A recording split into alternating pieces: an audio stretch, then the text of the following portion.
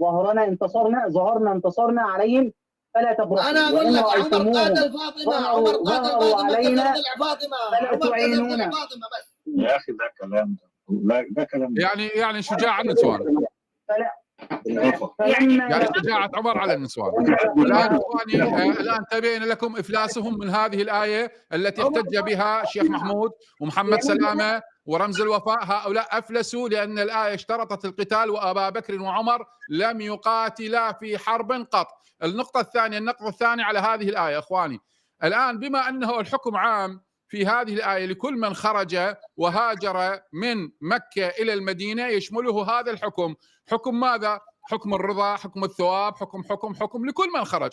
طيب الآن الآية القرآنية نفسها، الآية القرآنية تشترط على هؤلاء وتذكر قصة أخرى. ما هي؟ هؤلاء الذين خرجوا ماذا فعلوا إخواني؟ يقول: يخرجون الرسول وإياكم أن تؤمنوا بالله ربكم إن كنتم خرجتم جهادا في سبيلي وابتغاء مرضاتي تسرون إليهم بالمودة وأنا أعلم بما أخفيتم وما أعلنتم ومن يفعله منكم فقد ضل سواء السبيل. الآن هؤلاء الذين خرجوا مع النبي صلى الله عليه وآله من مكة إلى المدينة يسرون إلى الذين كفروا بالمودة. شلون يطلعون أبو بكر وعمر منهم وهي عامة؟ كما أن الذين خرجوا مع رسول الله يبتغون فضلا من الله ورضوانا عامة، وهاي عامة. يلا هؤلاء أسروا للكفار بالمودة. ابلعوا الآن. أستاذ ميثم، أنت قلت